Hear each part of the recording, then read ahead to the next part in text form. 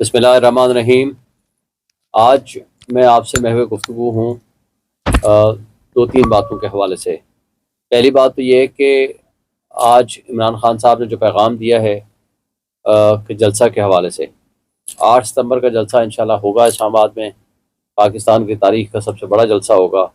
آپ نے ماضی قریب میں مہینہ پہلے آپ نے دیکھ لیا جو ثوابی کا جلسہ ہوا۔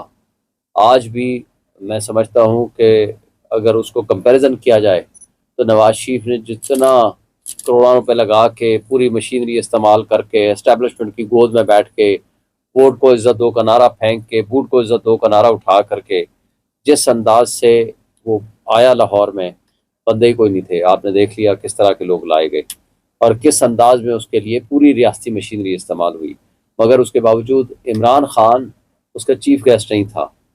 یعنی ہم لوگ جو کہ پی ٹی آئی کے ورکرز ہیں، ہم سارے اس کے گیسٹ سپیکرز تھے، ہم لوگ اس کو جلسہ کر رہے تھے، تو اتنا بڑا جلسہ ہوا۔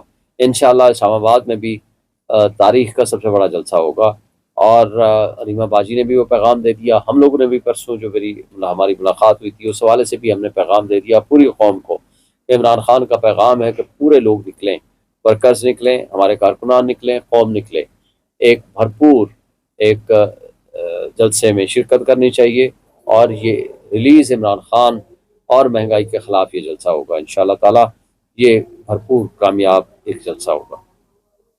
دوسری بات، آج کل جس طرح ایک اشتہار گمشدہ چل رہا ہے کہ نواز شریف غائب ہو گیا ہے، بھائی عمران خان تو جیل میں بیٹھا ہوا ہے نا۔ آج بھی الحمدللہ دنیا کا پاکستان کے حوالے سے کوئی بھی سبجیکٹ آئے یا پاکستان کی سیاست کا محور و مرکز آج بھی عمران خان ہے، اس کا کوئی مخالف بات کریں یا اس کی حمایت میں بات کریں، تو عمران خان آج بھی اپنا موقف دیتا ہے۔ یہ الگ بات ہے کہ ان کو بات کرنے کی اجازت نہیں دی جا رہی، میڈیا کو ایکسیس نہیں دی جا رہی، اور میڈیا سے بات کرنا چاہتے ہیں راستے میں رکاوٹیں پیدا ہوتی ہیں۔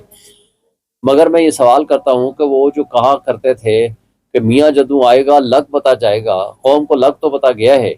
آج بجلی کے بل نہیں دینے کے قابل، آج لوگ 2 وقت کی روٹی کھانے کے قابل نہیں ہیں، گیس کا بل دینے کے قابل نہیں ہیں، کرایہ دینے کے قابل نہیں ہیں، آمدنی کے ذرائع ختم کر دیے، اور سب سے بڑھ کر وہ عظمہ بخاری نے جیسے کہا کہ فائبر وال، تو یہ جو فائر وال لگائی ہے، تو اس کے نتیجے میں آج جو لاکھوں کی تعداد میں جو سیلف فائنانس بیس پہ ہمارا جو نوجوان کام کر رہا تھا، اس کا جتنا بڑا لاس انہوں نے کر دیا ہے، جس میں کوئی بھی ہمارا جو یوتھ ہے جو کام کر رہا تھا اس کا گورنمنٹ سے کوئی سپورٹ نہیں تھی، وہ جو اپنے تئیں محنت کر رہا تھا، پھر جو کامرس سے ریلیٹڈ جن کے بھی کوئی ایشوز تھے، وہ میں سمجھتا ہوں کہ یہ اتنا بڑا لاس کیا ہے انہوں نے، اتنا بڑا نقصان کیا ہے، ہمارے لاکھوں لوگوں کو بے روزگار کر دیا ہے۔ کم سے کم بھی 12 سے 15 لاکھ افراد ہمارے پریکٹیکلی بے روزگار ہو گئے ہیں، تو یہ بہت بڑا لاس ہے۔ اس پہ آپ سارے دوستوں کو آواز اٹھانی چاہیے، ان کٹ پتلیوں کے خلاف پورے احتجاج میں ہر جگہ شرکت کرنی چاہیے۔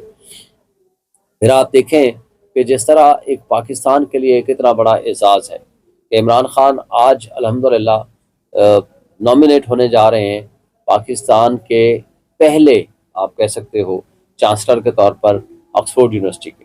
یہ پاکستانیوں کے لیے اتنا بڑا اعزاز ہے، مگر وہ کٹ پتلی، وہ بےایمان اور ڈس آنیسٹ لوگ جو کہ سپانسرڈ ہیں پی ایم ایل این کے، وہ جا کر ان کے خلاف پروپیگنڈے کر رہے ہیں، ان کے خلاف بکواس کر رہے ہیں اور ایسی ایسی باتیں لکھ رہے ہیں۔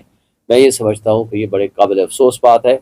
ان کو پاکستانیوں کے ہونے پہ بھی ان کو شرم نہیں آئی کہ ایک پاکستان کا اگر نام روشن ہو رہا ہے، اور یہ پہلی دفعہ نہیں ہے کہ وہ کسی یونیورسٹی کے چانسلر بننے جا رہے ہیں۔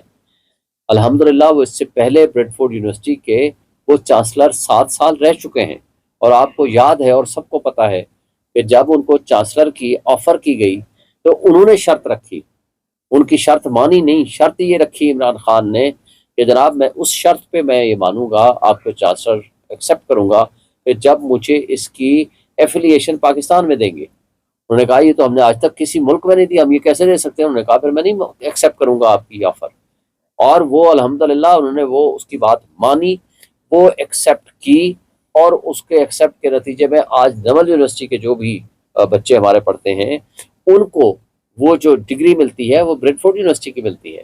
تو یہ بہت بڑا اعزاز ہے پاکستان کے لیے کہ اگر پاکستان کے ایک ہمارے جو موسٹ پاپولر لیڈر ہیں، جو انٹرنیشنل فیم کی شخصیت ہے، عمران خان کو اگر یہ عہدہ ملتا ہے، تو یہ وہ پاکستان کے لیے ایک مقام ہے، ایک رتبہ ہے، ایک رسپیکٹ ہے، اور شاید اس ذریعے سے پاکستانی اسٹوڈنٹس کو، پاکستانی یوتھ کو کوئی اس کا فائدہ ہو، بجائے اس بات کے کہ اس کو ہم اپریشیٹ کریں ایک پاکستانی ہونے کے ناطے. کیونکہ اگر ہماری لڑائی ہے کسی بھی پی ایم ایل این کے ساتھ یا کسی کے ساتھ تو وہ گھر کی لڑائی ہے، لیکن انٹرنیشنل لیول پہ اس طرح کی حرکتیں کرنا یہ پاکستان کے خلاف ایک سازش ہے، آپ کہہ سکتے ہیں.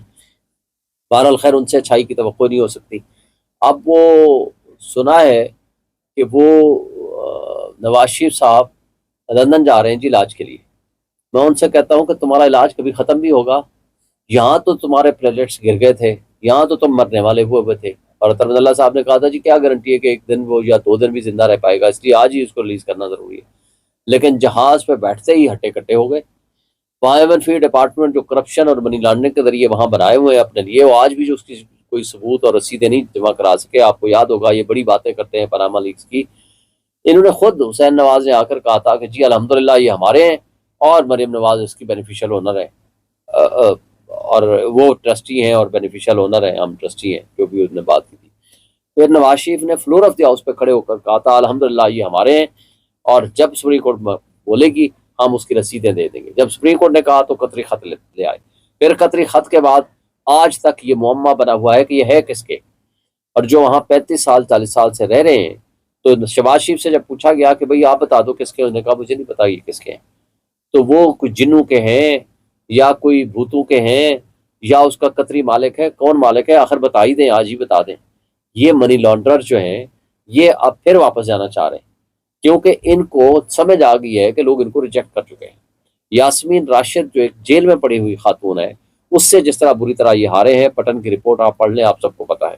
تو اب ان کے پاس کوئی آپشن اور نہیں ہے کہ اس ملک میں لوگ ان سے نفرت کرتے ہیں. یہ کسی مارکیٹ میں کسی گلی محلے میں ان کو کہیں کہ جا کر ذرا دیکھ لیں، آپ کو لگ پتا جائے گا. اور وہ دیکھیں وہاں جو مری میں ہوا، تصویریں لگا دی ان کی. جب تصویریں لگائی لوگوں نے غصہ نکالا تو ہمارے ورکرز کے خلاف جا کر کے 780 کے پرچے کر دیے. بھائی جب تم سے لوگ نفرت کرتے ہیں، پبلک نفرت کرتی ہے، تو اس میں ہمارا پی ٹی آئی والوں کا کیا قصور ہے؟ تو ہمارے خلاف کیوں آپ، ہمارے ورکرز کے خلاف آپ ایکشن لینا شروع ہو گئے؟ تو یہ ساری باتیں شو کرتی ہیں کہ اس وقت ملک میں نہ جمہوریت ہے، نہ اس میں قانون کی رول آف لا ہے، قانون کی حکمرانی ہے، اور آئین پہلے سے پامال ہو چکا ہے.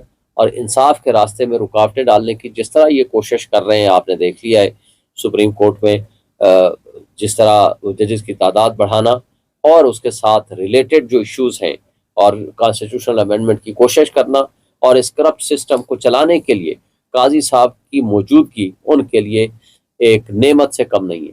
تو یہ جو کچھ کرنے جا رہے ہیں یہ وہ حرکتیں ہیں کہ جس سے ملک کا نقصان ہو رہا ہے. اور آج جو کچھ پورے ملک میں ہو رہا ہے، بلوچستان میں ہو رہا ہے، کے پی میں ہو رہا ہے، کچے کے علاقے میں ہو رہا ہے، وہ سب آپ نے دیکھ لیا ہے. اور اس کے مقابلے میں جس طرح کی پالیسیاں یہ لوگ بنا رہے ہیں، یہ سوائے اس ملک کو ڈبانے کے خدا نہ خواستہ اور کوئی اچھائی کی ان سے توقع نہیں ہے. آج بھی وقت ہے. میں اسٹیبلشمنٹ کو کہتا ہوں کہ ان جیسے کٹ پتلیوں کو، ان جیسے بونے لوگوں کو، ان جیسے ریجیکٹڈ لوگوں کو جو آپ نے قوم پہ مسلط کیا ہے، یہ ایک عذاب کی صورت میں آپ نے نازل کیا ہے، اور لوگ اس عذاب سے اب تنگ آ چکے ہیں. اب لوگوں کے پاس کوئی آپشن نہیں ہے سوائے اس بات کے کہ وہ سڑکوں پہ نکلیں. کل آپ نے دیکھ لیا پورے پاکستان میں شٹر ڈاؤن ہڑتال ہوئی ہے. یوٹیلٹی سٹورز کے لوگ گئے ہیں، تاجر گئے ہیں، ڈی چوک میں بہت بڑا دھرنا ہوا ہے. اور اسی حوالے سے میں یہ کہتا ہوں کہ آج بھی ملک کو درست سمت میں چلانا ہو تو اس کے لیے یہ ضروری ہے کہ جو ٹرو سینس میں الیکٹڈ لوگ ہیں ان کے حوالے حکومت